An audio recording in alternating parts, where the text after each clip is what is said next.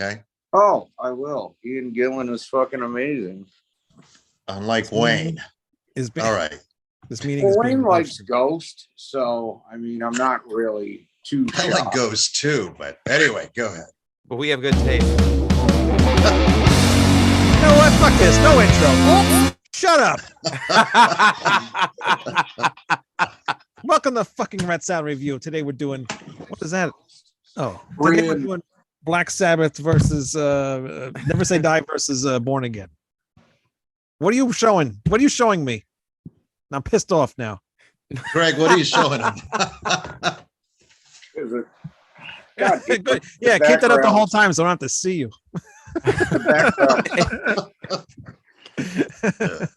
Turn the background off. Already we're starting off with a good Greg's right, looking a lot like Kim Thiel of Soundgarden lately. What's up with that? Yeah, you look like that close up. I just haven't shaved in a while. Okay.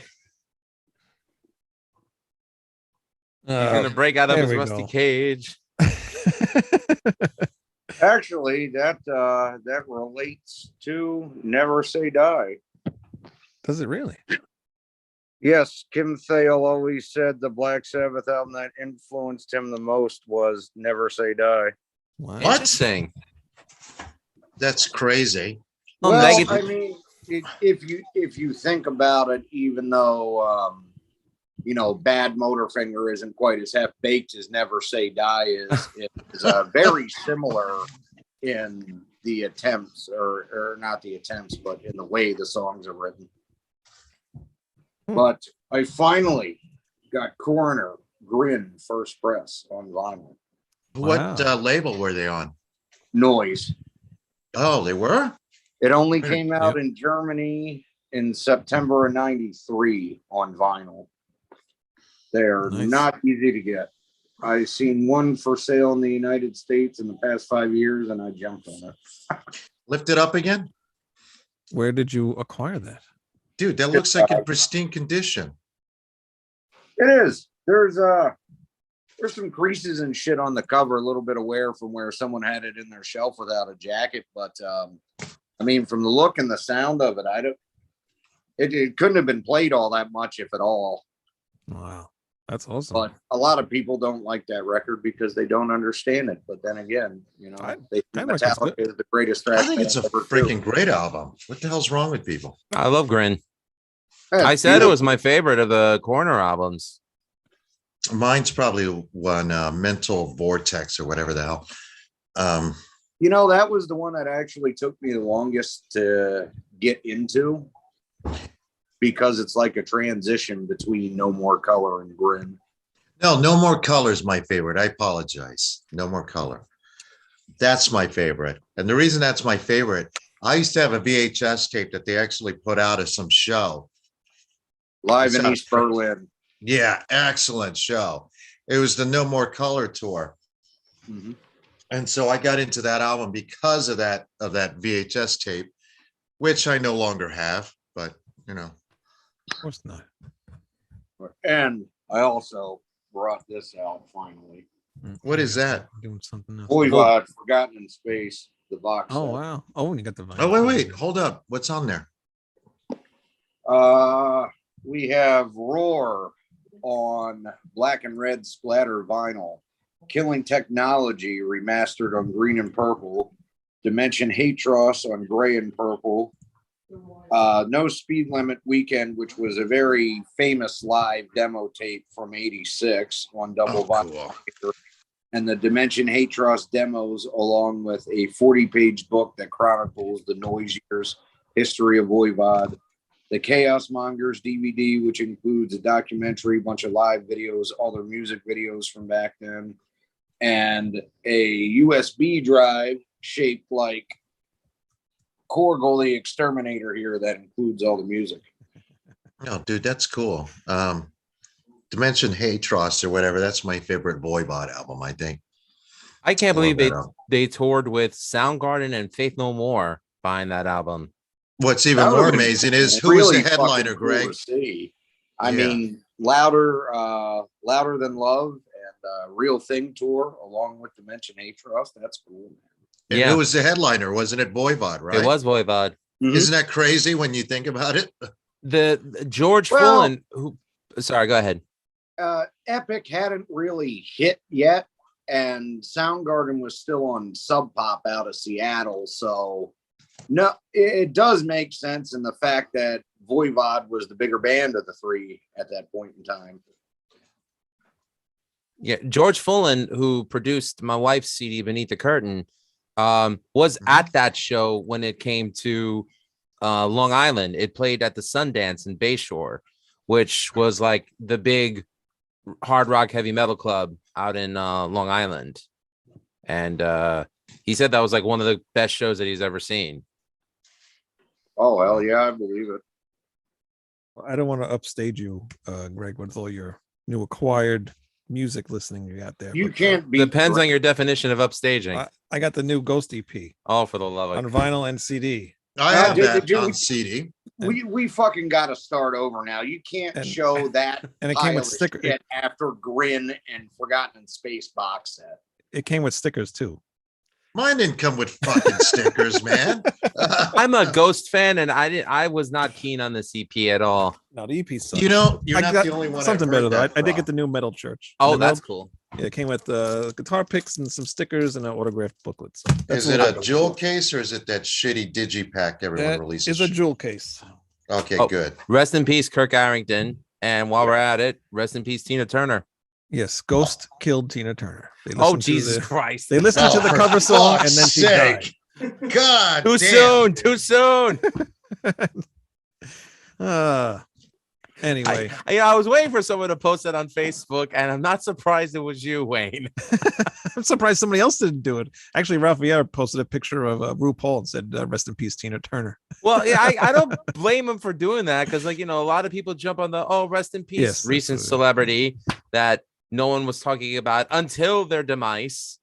Mhm. All right, I'll be the first to say I wasn't talking about Tina Turner, but I will say I was a fan. And Of if course you've you been were. on my page forever, you've seen I posted her music before. Of course you have. Yes, I've Huh. seen all the stuff that you listen to, and we do have I The know one you most hate list it. here. passive aggressive, of course you have, I ever heard out of anyone. And I'm married to a woman whose mother, my mother-in-law is from Hicksville by way of Queens, so I know passive aggressive. You want the nanny? You go to.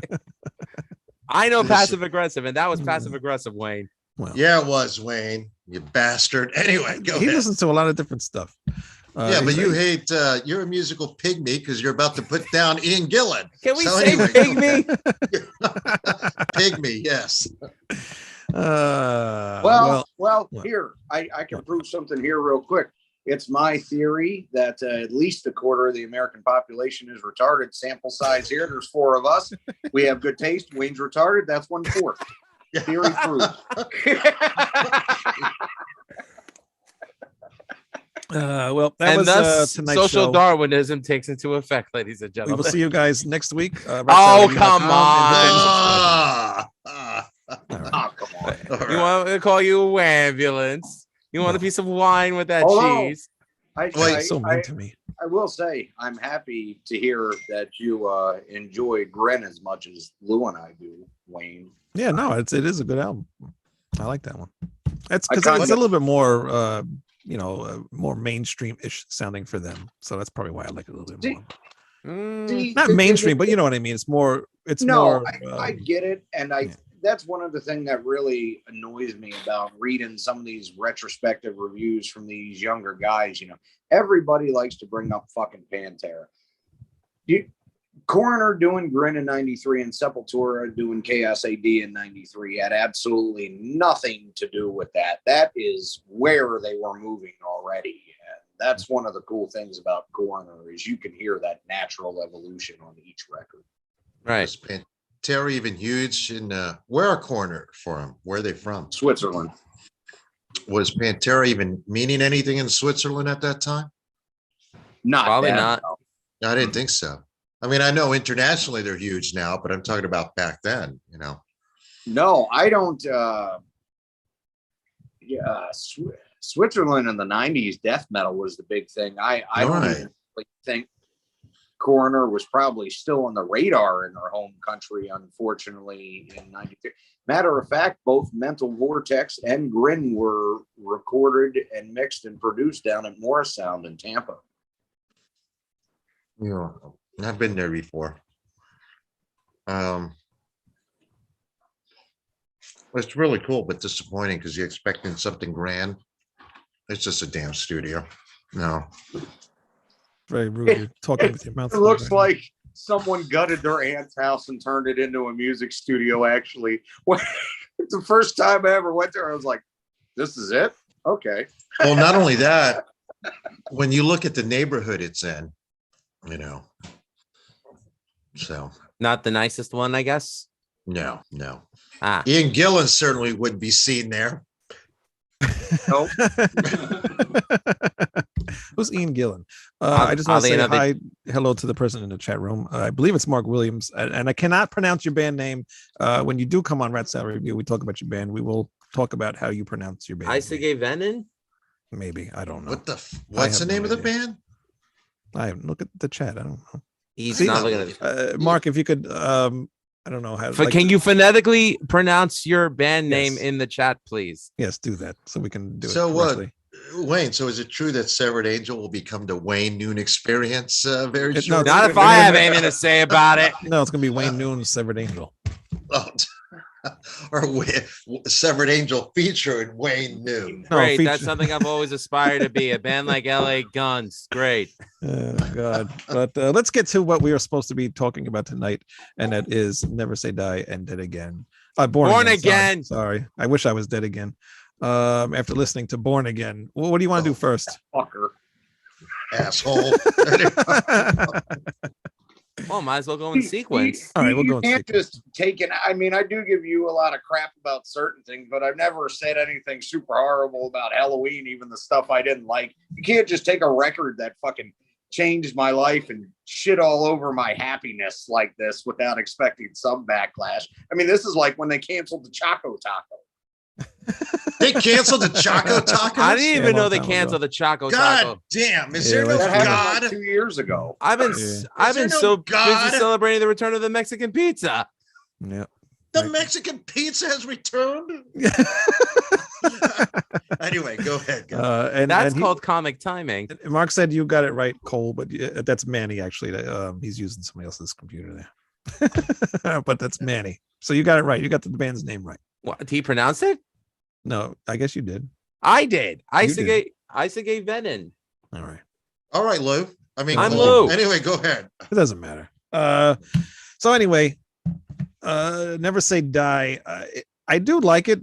One thing I Wait, before Go you ahead. start. No, I don't want to cut you off because of your opinion, but Lou came up with this one, and I've been dying to hear his rationale behind this just because they're so diametrically opposed. all right. So Yeah, then, they are. then go ahead. So- go ahead.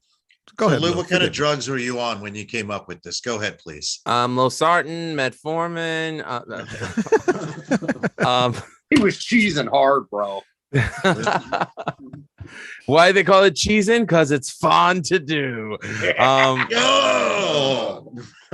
The reason why I picked this one was because as you guys know, and some of the Route Review faithful, all 10 of you, Black Sabbath is my all-time favorite band.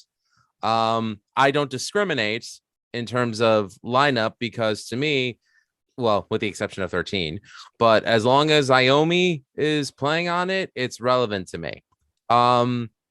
Never Say Die was an album that I constantly listened to because it was the only Sabbath tape of my brother's that after a while didn't break. So because we all listened to them ad nauseum. So I listened to it repeatedly. And when you're a single digit age kid, you love it. It's the music is, to me, it was fun. Like when I first heard Never Say Die and I'd bop like this, and of course I'm gonna bop like this. I'm 4 years old listening to it. Well, it's very bright and upbeat. So for me, it is a relevant album, even though a lot of critics who were around when the album was brand new, when there was like with those bootleg biography DVDs that came out, a lot of them said that Never Say Die was the worst. It was the end of Black Sabbath, which I disagree with, and I'm not trying to go into revisionist history about it. I disagree with it too. And Now, so I love the album. I'll make that be known. Now, Born Again was the first Black Sabbath album that I remember listening to when it was brand new. So it's an album that has a lot of relevance for me as well. Also, considering the fact that here you have 2 albums, 3 members on both albums that are the same: Tony Iommi, Geezer Butler, Bill Ward, both with different singers. You have, everyone talks about the Black Sabbath Deep Purple connection. Like how like every band is somehow related to Black Sabbath and Deep Purple. Well, I figured, let me get the last album that they did with Ozzy and put it against the only album they did with Ian Gillan and see what people think about it. Was Never Say Die the end of the original lineup as we know it? Was it really the death toll? And also, does it, and the reason why I brought Born Again into it is because it's such a dark horse of an album. You'll hear Sabbath fans say it's their favorite album. You'll hear a lot of Sabbath fans say that they love that album. And then you'll have people who just kind of shit on it whenever they get the chance for whatever reason. looking at you, Wayne. I'm not looking at anybody. So, I kind of thought, all right, well, let's put them against each other and see which one holds more weight. Okay. Good rationale. Thanks. And Wayne, do you want to go next to tell us how wrong you are? Or should we Well, we're going to start with Never Say Die. Never Say Die, I think, isn't bad. The one thing I don't care for it is how, like Greg mentioned before, it's a lot different sounding from the previous Black Sabbath albums. It's a little bit happier, a little bit more upbeat. They sound like they're trying to be Foreigner. I mean, yeah. Let's be honest, and even Iommi admits it. They really were. Not that that's a bad thing, because it's nice to hear them change a little bit, in their sound. Because I love the first song, "Never Say Die." I mean, that's a really great song. It's one of my top favorite Black Sabbath songs. But the rest of it, I don't know, just kind of goes in one ear and out the other. The only other song I really like on that album is "Air Dance," because and I hate, like, you guys know I hate jazz stuff, but I'm surprised to hear you like that. There's a lot of jazzy stuff in the middle of that song, and the way they do it, it's just, I don't know, I like it. It's really cool. But it's Black Sabbath doing Steely Dan. How could you like it? Yeah, I don't know. Maybe that's well. Where is Wayne? Where did he go? Because this is not Wayne. He was taken up with Nick Fury by the Skrulls. No, just kidding. I'm sorry. Go ahead. Why, you guys don't like that song? I think that song's really cool. I love Air Dance. I like it. We're just shocked that you like it. It's different coming from them, because that's not something I would expect them to do. Are you sure that Tina Turner's passing did not affect it? Grief? It has really affected me today, and that's what I thought. It might not even be me here right now. I'm somewhere else. I'm in I don't know. I get it. You're wishing it was like that beat you. I understand. Yeah. Okay. I understand, Wayne, but remember, we don't need another hero. Anyway, go ahead, please. But we do need another way home. So yeah, take me to Thunderdome. That's the movie I was trying to think. But yeah, it's runs Bartertown. I wish there was some more songs on this album that really stood out more to me, but most of it is just kind of like in one ear and out the other to me. I think so. It's not interesting. It doesn't do much for me, this album. Go ahead, Greg. No, that's kind of the same way I feel about it too. I mean, Lou had mentioned some of the retrospective reviews, or not retrospective, but the original ones from back in the day. While I don't think it's, what did Rolling Stone call it, an unmitigated disaster, it's not that bad, but no. Fuck Rolling Stone. Anyway, go ahead. It's definitely the weakest of the original 8, and you can, as much as I do like some of it, and even as much as you love it, Lou, I mean, you have to admit, it does sound like a death knell. The title track's a great example. It's super bright and poppy, and the 4 of them just sound like they're phoning it in, really. I mean, it's got a great rhythm line, guitar riff, and all that, but there's just no passion. It sounds like a joke, like Never Say Die, but yeah, this is it. But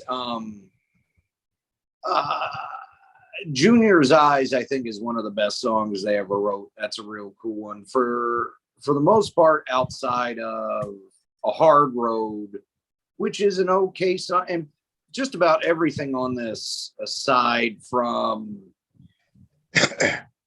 maybe Over to You, I think would have been a lot better if they'd had more time to spend on the writing and all that. It's just they were in a bad spot. There was a lot of drugs involved. They were on the verge of breaking up. They really didn't know what they were doing. And I think that kind of comes through with the fact that a lot of it sounds unfinished, because even for me, as many times as I've heard it, I had to look at a lot of these song titles and I had to listen to it a couple times because a lot of it runs together for me. I mean, I love Junior's Eyes. I remember that one. Shockwave, the title track, and Air Dance. Air Dance is really cool because it is like Sabbath plays Zappa, but a change needed to happen. They probably could have taken a break and come back and been fine, but for Black Sabbath, it's still a good album, but it's subpar. It sounds unfinished. Greg, Manny? I like the album, and I'll disagree with one thing about what Greg said. My least favorite album from the original 8 would be Technical Ecstasy. I used to dislike that album. Now I like it, but for years I didn't like it. I like Never Say Die. I don't love it, but I like the title track. It's almost like what pop metal would become just a couple years down the road. I always liked Johnny Blade. And I like, and I like Junior's Eyes. I love that. I like the lyrics to Junior's Eyes and Johnny Blade. And the other thing that we forgot to mention was right before the recording of the album, Ozzy quit because he wanted to be a solo artist. Then he realized he hadn't met Sharon yet. So he went back to Black Sabbath. And at the time, they had hired this guy named Dave Walker. Actually, that's not 100% true. Yes, Ozzy was thinking of going solo, but he actually quit the band for 3 months because he was so out of his mind on the booze, and his dad died at the same time, which is why once he came back into the band, the lyrics to Junior's Eyes completely morphed from what they did to Dave Walker to being about Ozzy's father's death. Yeah, that makes sense. But I think originally the songs, Iommi wrote them with Dave Walker's voice in his head. I don't know how many they wrote, but then Ozzy refused to perform most of them, from my understanding, my reading. So they basically went in the studio and cobbled this thing together because they didn't really have any songs. It sounds like the production was hurried. It sounds like they were all on drugs from everything I've read. Iommi was drafted as a producer because he's Tony Iommi. I don't know why they didn't hire anybody or if they even looked for anybody, My favorite quote about that is in his book when he's talking about having to get it done and write the songs and get it recorded. And he's like, man, we would just all show up and be sitting in the middle of the rehearsal room, just doing drugs and not getting anything done. And we'd be like, fuck it. We'll work on it tomorrow. I think it's a decent album. I like the fact, as Wayne pointed out, I like when a band experiments. Doesn't mean I like it, but I do like the fact that they take chances. Unless your initials are AC/DC, you should take a chance. AC/DC doesn't have to. They stay the same. That's fine. But I like some of the stuff they did, like what's the last song on the album? Swinging the Chain. Yeah. I remember that song. Do I think it's sung by Bill song? Ward. That's Bill Ward singing, by the way. Yeah. I don't think it's a great song, but it's interesting that it's kind of a heavy song, but it's not a traditionally sounding Black Sabbath song. Never Say Die is very melodic. I'm just looking at the track listing. Hard Road sounds incomplete. It's not a bad song, but it sounds like Iommi just, all right, I'm done. So probably another mistake is I feel like they let Ozzy write some of the lyrics. And like Over to You. Anyway, again, doesn't sound complete.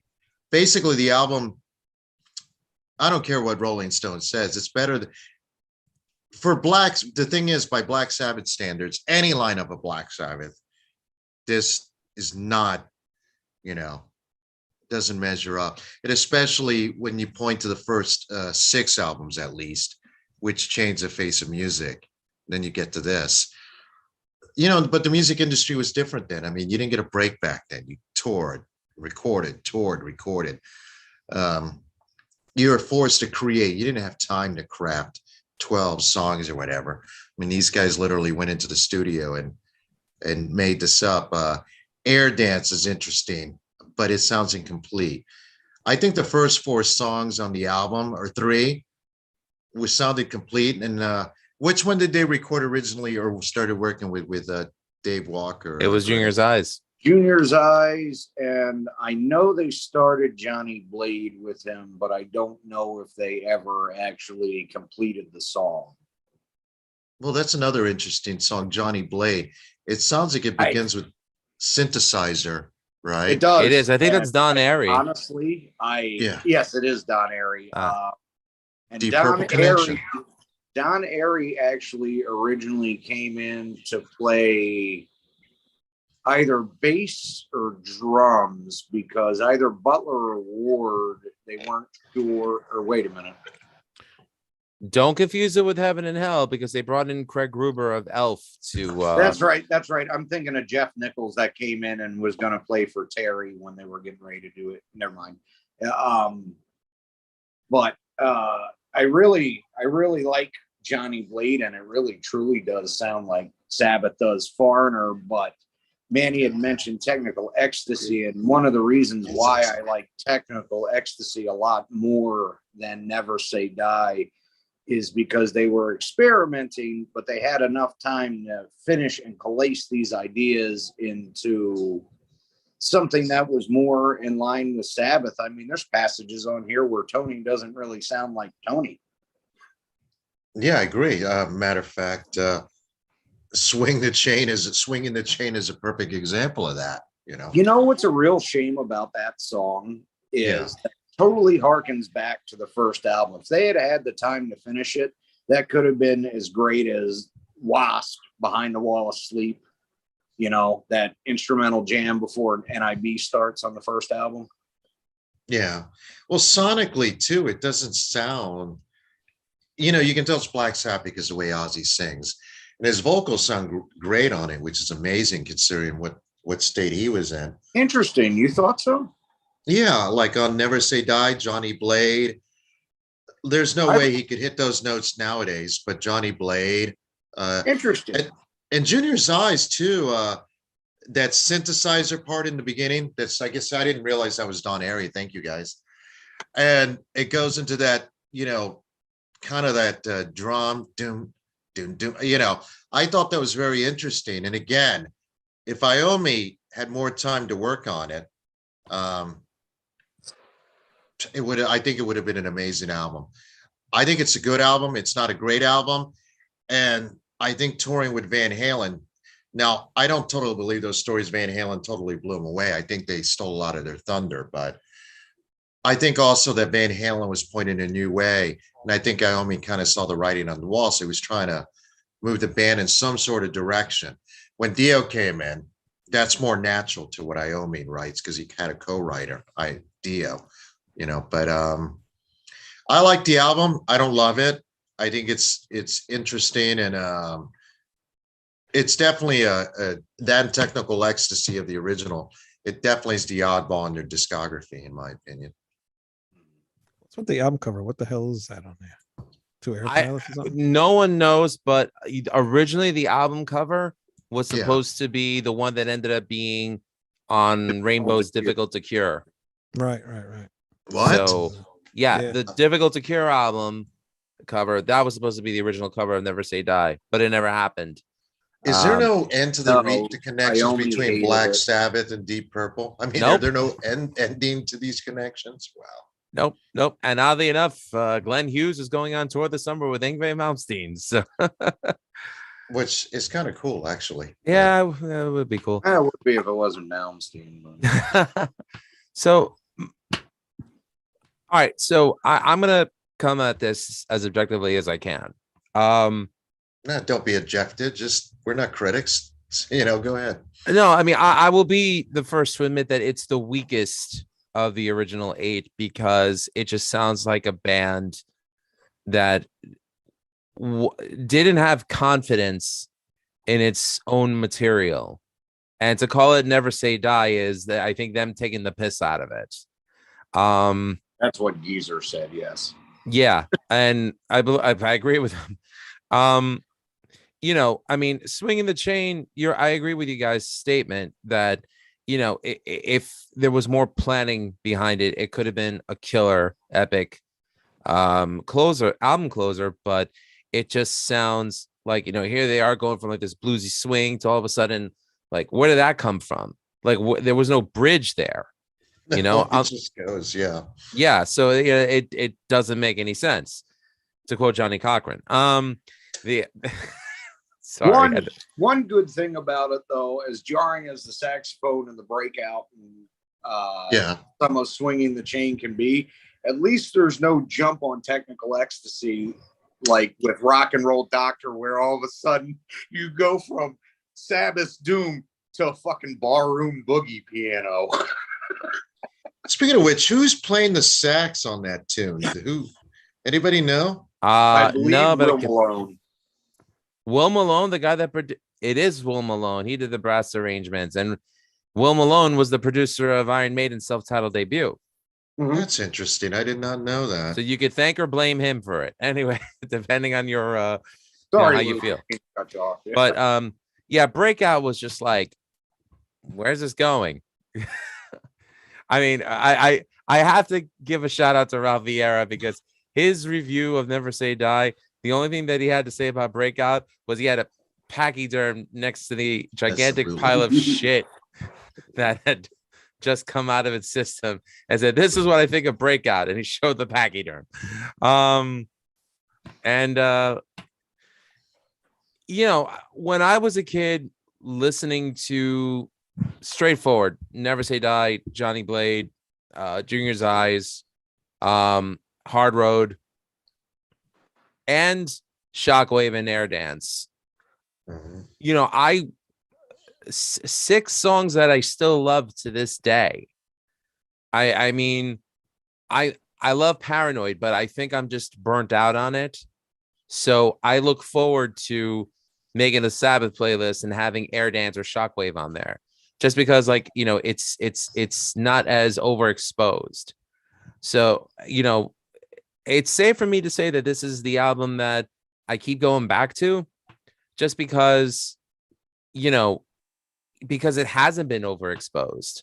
So it hasn't kind of been, ruined for me by jackass critics who say, this is, I don't care for critics reviews. So the fact that they kind of leave this album alone, thank you for that. But I do love it.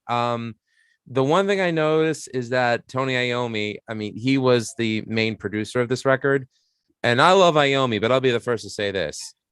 He's great at producing music, but he's not a good producer. If that makes any sense. Yeah, it does. It makes sense. There's a different art form to producing than there is creating, so yeah. Right. And, I'm happy to say that anytime that I've ever recorded anything, I was never under the influence of anything. I think by this point, the chemicals got to them, but I still love the album. I think it's criminally underrated. And I even like Over to You, and I do like Swinging the Chain. Breakout's the one throwaway track for me. Like, I just don't get it. But I like the album too. But I will say this: Technical Ecstasy was definitely more of a Sabbath album in terms of sound. Well, I mean, even one of my favorite songs on it, which is not a traditional Sabbath song at all, because it's very funky, much like Burn era Deep Purple, to go back to that. But All Moving Parts Stand Still. They took something that was totally outside of their wheelhouse and owned it, and it came out great. And I agree. just don't think they were cohesive enough to complete a lot of that here, which is why I find it interesting when Manny said what he did about Ozzy, because even though I do like this record, I can't go so far as to say as it's criminally underrated, even though I do like it a lot, just because it's Black Sabbath, and as good as it is, and as much as there are good surprises, if you really deeply listen to it, it's weak compared to most of their other material.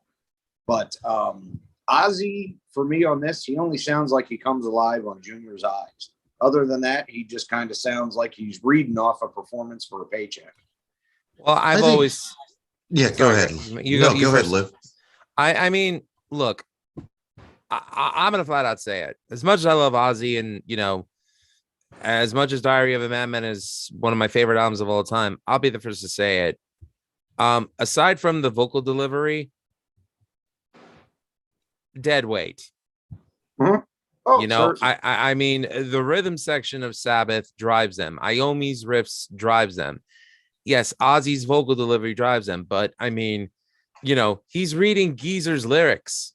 Ozzy's vocal performance, I don't feel ever drove them. It accentuates and follows along with the music and adds a dimension, but he's not a Ronnie James Dio. He's not an Ian Gillan. He isn't this explosive force. I don't hate Ozzy. He was definitely very good and necessary for Sabbath as they were coming up, but I really think it was important he left. I don't think the other three could have moved forward with him still being around. Definitely. I think Ozzy, though, is the strength of him being in Black Sabbath, besides him being a great frontman, which you guys covered, is the fact that unlike Dio and unlike Ian Gillan and unlike Glenn Hughes and even unlike Tony Martin, he's not a songwriter. I'm not saying he doesn't contribute. He contributes melody. Oh, he didn't much. Yeah, but Iommi could experiment with him simply because Ozzy didn't have much input as a musician, as a writer. So, he could do stuff like Never Say Die or Changes or, things like that, where I'm not sure that Dio, and I'm not putting down Dio because I love the Dio era, or Ian Gillan would have been as willing, to experiment with the songwriting as Ozzy was. Again, I'm not putting those guys are also different. It's shocking they were even in the same band, truthfully. But see, it's funny you say that though, because I love Sabbath. I've read a lot of the books, the interviews. Yeah. Ozzy wasn't very willing. Most of that shit, it was very hard for them to get him to do, and there was a lot of other things where they wanted to experiment more, and he would flat out say, "I'm not singing that." I'm surprised because he always complains how afraid he was of Tony Iommi. So, well, cocaine's a hell of a drug. Well, my favorite story of that Tony Iommi book was they were playing a club and some guy was picking on Ozzy and was about to beat him up, and Tony gets mad, knocks the guy out, and Ozzy's just standing there, and Tony is putting equipment in the van, and Iommi just goes, "Well, get on with it." Like, I've just knocked this guy out. Now let's go. No. Well, anyway, I like the album, but I don't know. I'm in between where and again, both of you said you like the album, and Wayne, who is wherever he went, yeah, yeah, he said he liked the album. I guess we all feel the same way about it. It's definitely an interesting listen. which is a lot more than I can say for a lot of bands that had the tenure of Black Sabbath. Yeah. Yeah, there's a lot to be applauded and loved here, but I mean, overall, it's above average slightly, but that's about it. I don't think it's this great, masterful hidden gem, but it's definitely interesting and has some good songs in it. No, you're right. And again, my love for it could probably be purely nostalgic, and I'll be the first to admit it. I don't put it up as one of the best Sabbath albums, but I do have love for it. Oh, me too. It's amazing you guys mentioned Technical Ecstasy, because in some, and Greg, you mentioned the song that I would have pointed out being the least Black Sabbath of that original lineup, All Moving Parts Stand Still. As you point out, it's got that funk part, somewhat to it, and even the lyrics, about, President who's a transvestite. It is a very, very good piss take at American society in the mid to late 70s. Which very is creative on Geezer's part. Yeah, and I was trying to look at the other songs on here. There's a song that Bill Ward sang on there. Yeah, it's all right. It's all right. Yeah. Rock and Roll Doctor, which sounded better with Ian Gillan. Yes, I was going to say the ironic thing there is, again, with Ian Gillan, I don't think that song ever sounded good until Ian sang it live on the Born Again tour. She's Gone is really synth heavy, and I was trying to find out who played the synth. It's actually a Mellotron. And is that Iommi? I believe so. Okay. I love that song. I am admittedly not a big fan of Changes, mostly because of Ozzy's delivery. I mean, it's decent, it's haunting, but I really think She's Gone is the Sabbath ballad where it shines the most. There is so much emotion in that tune. It's fucking great. And Backstreet Kids off Dirty Women is the best song on the album. Oh yeah, well, that's the only one I believe was still in the set way later on. Backstreet Kids, that doesn't sound like Sabbath to me. I mean, obviously it is Black Sabbath, but God, what were the damn lyrics of that damn song? I've got the feeling Ozzy wrote it. Nobody I know will ever take my rock and roll away from me. Is that what you're thinking? Yeah. No. Anyway, you Won't Change Me. The second tune is the other song I absolutely love on that album. That's a killer track. Yeah, I don't mind Rock and Roll Doctor. No, Backstreet Kids. I think it's okay, but lyrically, I was never interested in Geezer attempting to write Kiss-like lyrics. That's all. I just can't believe that Dirty Women was the one song that they played in later tours from this album. Dude, I mean, the riffs and the playing and the solo in that well, song, that so second half of that stronger than the whole rest of that record, honestly. I can totally see why it's one of Iommi's favorites and why it kept popping back up. Well, that riff at the end, Dirty Women. Oh, man, good stuff. Yeah. Well, Wayne's back, so we can talk Born Again now. Yeah, Wayne. There you are, Wayne. Did you go and listen to some Born Again while we were talking about Never Say Die? I did, and I shut it off immediately. I thought you meant to say that you flushed it. Okay, go ahead. What? Okay, Wayne. Obviously, now that you're got back from rehab, what are your thoughts on Born Again? No, my wash machine overflowed, so I had to take care of that. Oh shit! Yeah, that's what happens when you say talk shit about Ian Gillan. But anyway, go ahead. Actually, I thought I saw him go through the laundry room. Yeah, this album sucks. Greg? No. Go ahead. I don't like Ian Gillan. No, he ruins this entire album with his screaming and the yelling. When he's not screaming and yelling, he's fine. But as soon as he starts screaming and yelling, it's terrible. Is your house on fire? It looks like it's on fire with all that smoke you got in there, Lou. No, I'm good. All right. The only song I do like on here is Zero the Hero. That one's pretty cool. And you mean Paradise City Part 1? Yeah. And Iommi would actually also rip off the riff and rhythm line himself later and reuse it on Get a Grip on the Forbidden album. Forbidden now that's a terrible album. But anyway, continue. Still better than 13. Go ahead, Wayne. Yeah. Yes. And I don't like the sound of this album. It sounds like they recorded it inside of a bathroom. It sounds like shit. It's terrible.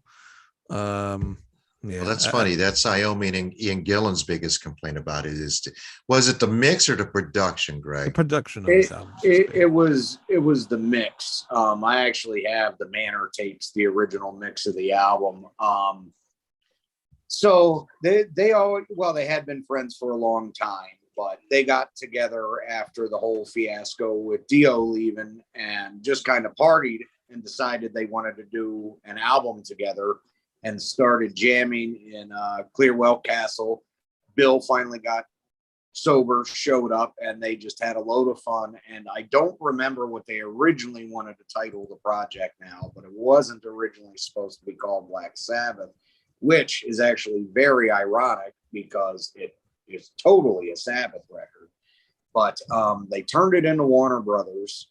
Warner Brothers remixed it and threw the Black Sabbath name on it and told them all tough shit. Well, it is Black Sabbath, so anyway. Well, I think it had more to do at the time with the three of them felt kind of weighted down by the name. And they were almost trying to prove they could do something else successful without the name. I don't think Geezer and Bill so much cared, but I know Tony and Ian were the most pissed off about it. Yeah. It was their most successful album chart-wise in the UK, though, actually. Reached number 4. And I think it was their most successful album here for decades until maybe 13 or maybe Dehumanizer. I didn't look up the numbers, but I saw that tour when I was 13. We'll talk about that in a minute, and we're going to talk about why Wayne is wrong about everything. But anyway, with the mix, yeah, it was different from how they originally intended it to sound, and there's really never been an answer as to why it was changed from how they originally had done it. You'll have to send me the other mix because maybe I can change my opinion if I hear it differently. I doubt it. I doubt it too because, Ian Gillan's on it.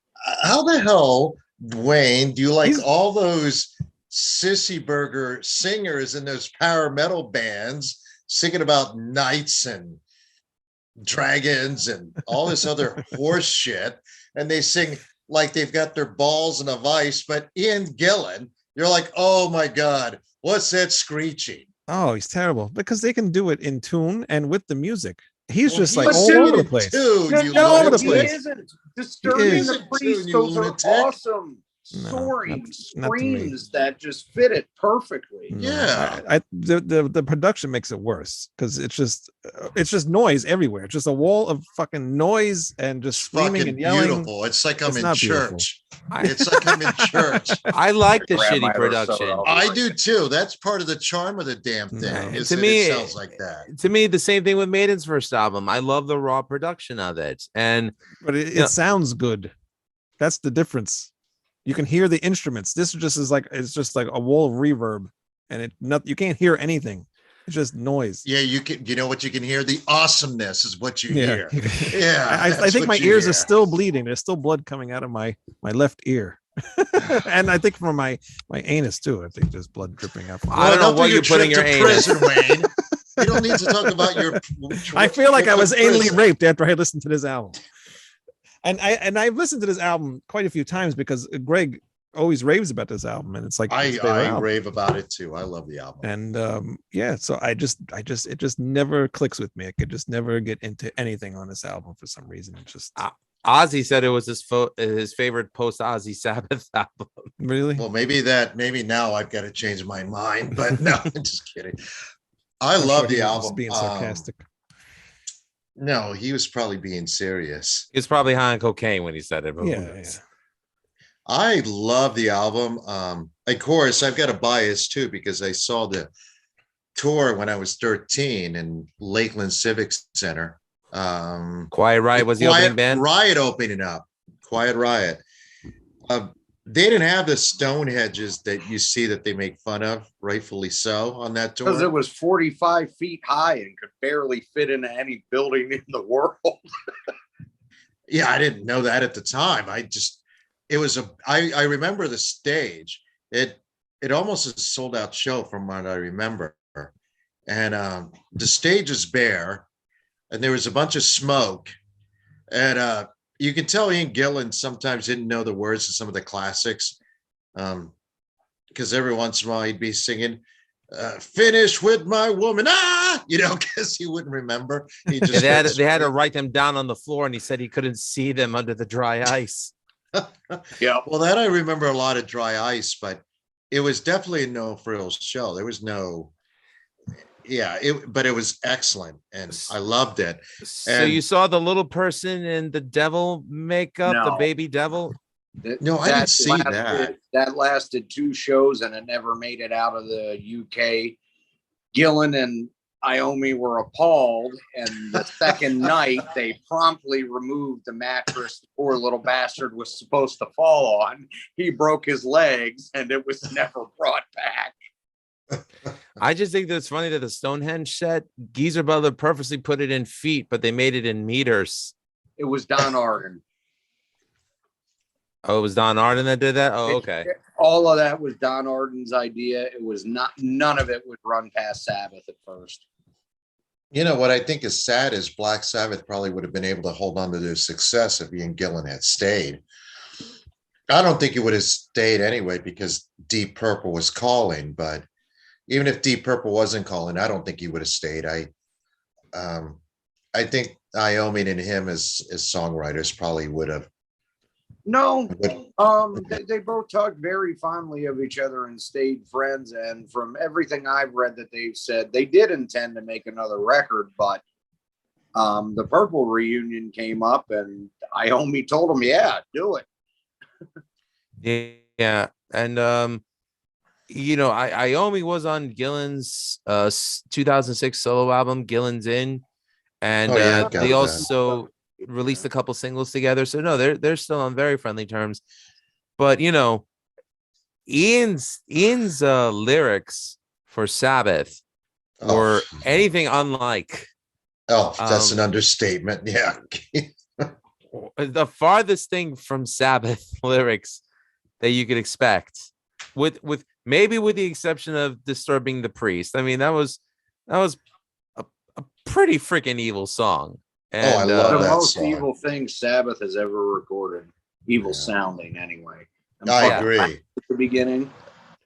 Yeah. But other than that, it's like let's face it, Ian Gillan sounds like a drunk hornball with those lyrics.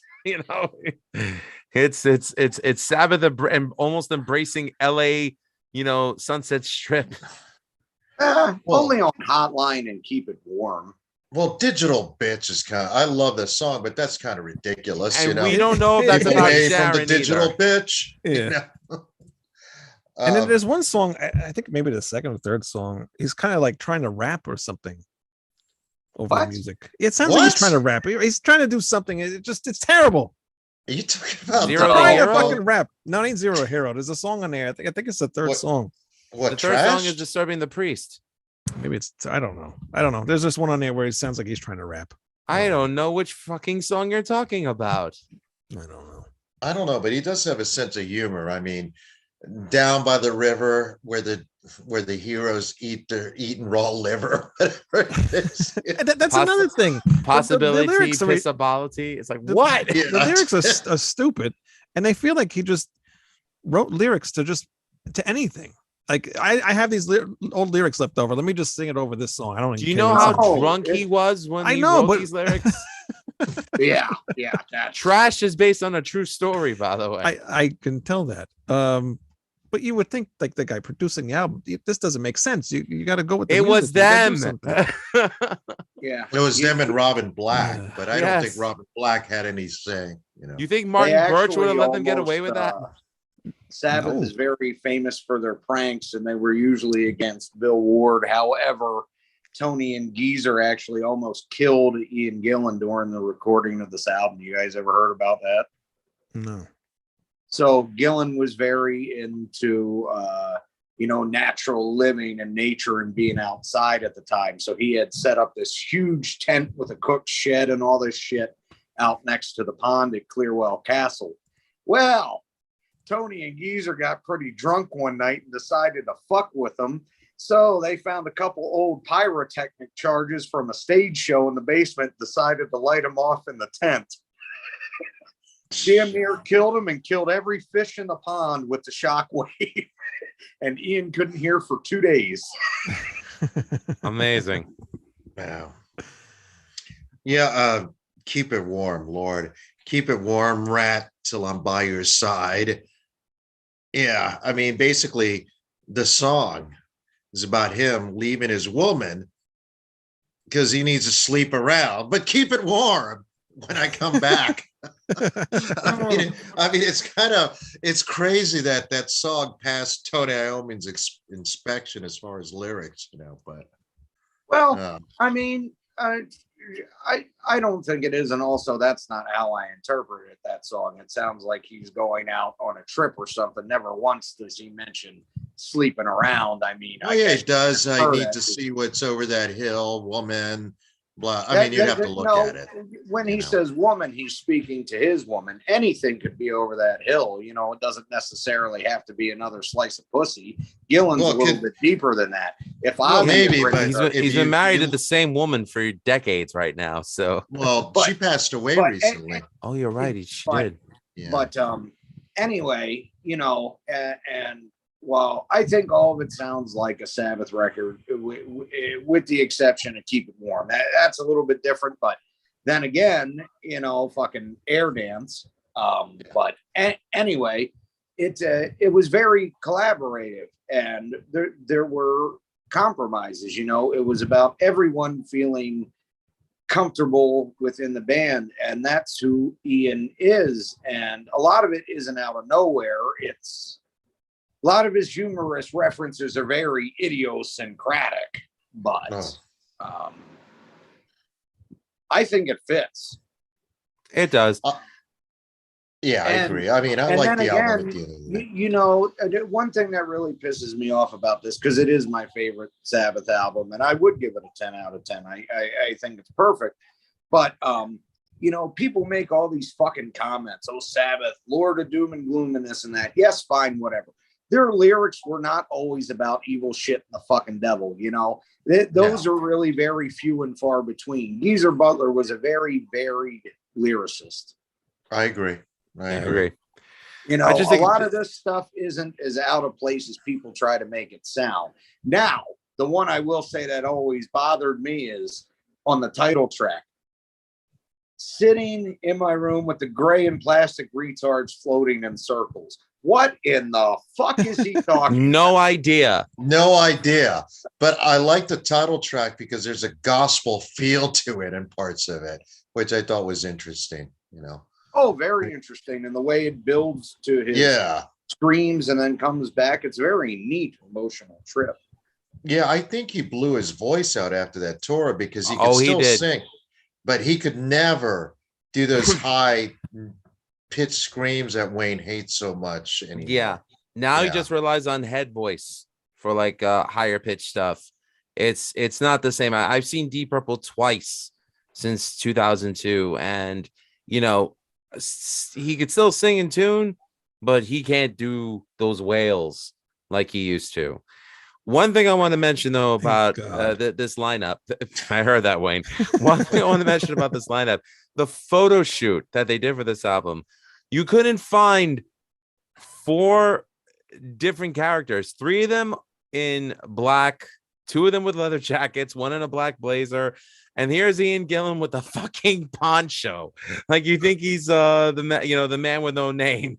A poncho and a paisley headband, like he just woke up after a Dead concert. Don't get it. Don't have to. Still love the album. I wish they had continued for at least 1 or 2 more, personally.